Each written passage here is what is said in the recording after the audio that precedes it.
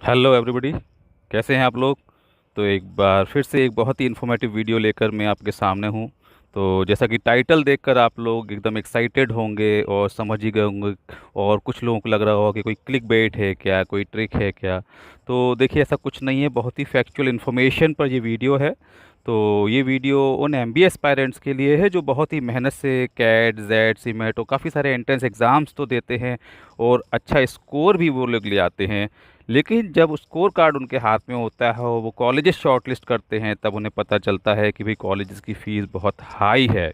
लेकिन उनकी जो फाइनेंशियल कंडीशन होती है वो थोड़ी वीक होने की वजह से ये लोग ऐसे टॉप कॉलेजेस में अप्लाई नहीं कर पाते हैं और इनको फिर कंप्रोमाइज़ करना पड़ता है काफ़ी एवरेज कॉलेजेस के साथ, जहाँ पर कहीं पर लो फीस होती है। तो देखिए, इस वीडियो में मैं आपको स्कीम के बारे में बताने जा रहा हूँ। वो एक रियल स्कीम है, वो कोई ट्रिक नहीं है। एक्चुअल में ये एक स्कीम है जिसमें आपको किसी भी टॉप कॉलेज में पढ़ने के लिए कोई भी ट्यूशन फ़ीस नहीं देनी पड़ती है। मींस ज़ीरो ट्यूशन फ़ी और टॉप कॉलेज में एडमिशन। अब आप में से कुछ लोग सोच रहे होंगे, अरे सर आप अभी आप रिजर्वेशन वाली बात करेंगे, कैटेगरी बेस्ड जो स्कॉलरशिप होता है या जो फ़ी वेवर होता है उसकी बात करेंगे। तो मैं आपको बता दूं कि this particular scheme is not for any category, it is for open category students. इसमें किसी तरीके के किसी रिजर्वेशन की या कोटे की ज़रूरत नहीं है। तो बिल्कुल एक्चुअल स्कीम है और आप लोग इस स्कीम का बेनिफिट ले सकते हैं। तो सबसे पहले मैं पॉइंट पे आता हूँ। सबसे पहले मैं आपको बताता हूँ कि क्या स्कीम है ये। तो देखिए, एचआरडी मिनिस्ट्री आप जानते ही होंगे। ये स्कीम का नाम पहले मैं आपको बता देता हूँ। ये स्कीम जो है TFWS, tuition fee waiver scheme. ये स्कीम जो है एचआरडी मिनिस्ट्री ने देखिए 2007 में लॉन्च की थी। काफ़ी समय हो चुका है, लेकिन फिर भी इस स्कीम को लेकर स्टूडेंट्स में अवेयरनेस नहीं है। पहले मैं इस स्कीम का थोड़ा सा डिटेल आपको बता देता हूँ कि TFWS स्कीम जो है ट्यूशन फ़ी वेवर स्कीम है क्या। तो देखिए, ये जो स्कीम है ये over and above the seats allotted होती है। मींस किसी भी कॉलेज में जो अलॉटेड सीट्स हैं उसके अतिरिक्त एक्स्ट्रा में 5% एडमिशन जो है वो इस पर्टिकुलर स्कीम के थ्रू दिए जाते हैं। अभी मेरी महाराष्ट्र की बात करूं, आप MSCET का एग्ज़ाम आने वाला है, वो एग्ज़ाम देकर इस पर्टिकुलर स्कीम का आप फ़ायदा ले सकते हैं। तो देखिए, यदि हम बात करें कि जो टॉप कॉलेजेस हैं, ये स्कीम जो है देखिए यूजी के कोर्सेज़ में तो काफ़ी समय से एप्लीकेबल था। लेकिन जो पीजी है, जो महाराष्ट्र का एमएमएस और एमबीए कोर्सेज़ हैं, उसमें ये अभी कुछ साल से ही एप्लीकेबल हुआ है। तो इस स्कीम का बेनिफिट आप ले सकते हैं। इसमें 5% सीट्स जो है एक्स्ट्रा आपको मिल जाती हैं इस स्कीम के थ्रू। ठीक है, देखिए एक एग्जांपल मैं आपके लेके बताता हूँ। यदि आप एमबीए एस्पायरेंट्स हैं, आप यदि मैनेजमेंट में टॉप कॉलेज लेना चाहते हैं, तो देखिए मैं एग्जांपल लेता हूँ। JBIMS सभी का ड्रीम कॉलेज होता है, one of the top college है, मुंबई में लोकेटेड है। इसमें लोग कैट सीमेट के थ्रू भी जाते हैं। देखिए, अभी जो मैं आपको जो स्कीम बता रहा हूँ, इस स्कीम के थ्रू इस कॉलेज में भी 5% सीट्स जो हैं वो अवेलेबल हैं।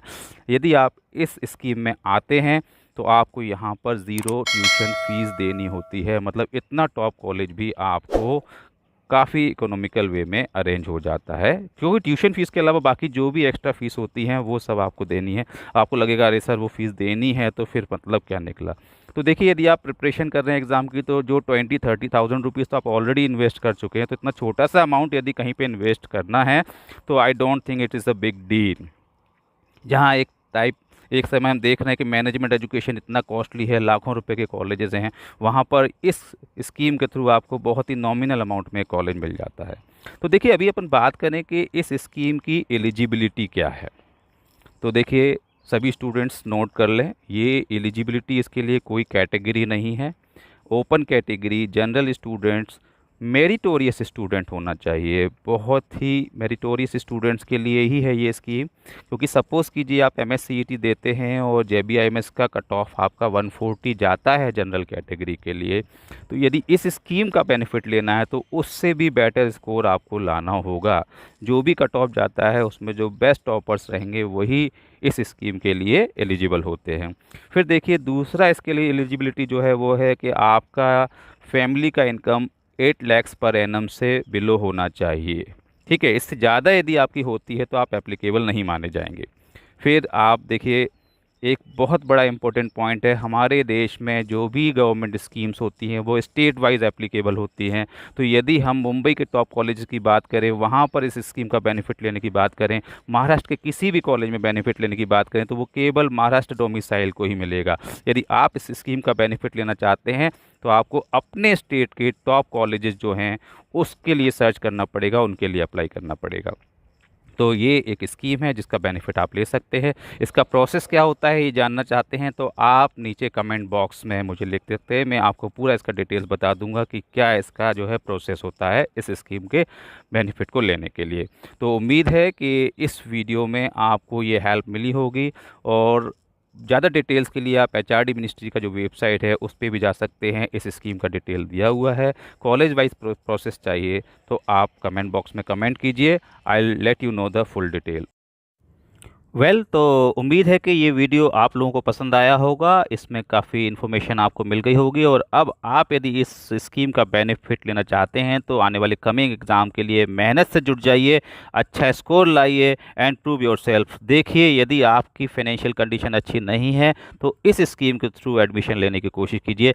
ऐसे ही और इन्फॉर्मेटिव वीडियोज़ के साथ मैं आगे भी आता रहूँगा, आप मेरा वीडियो देखते रहिए। Thank you very much.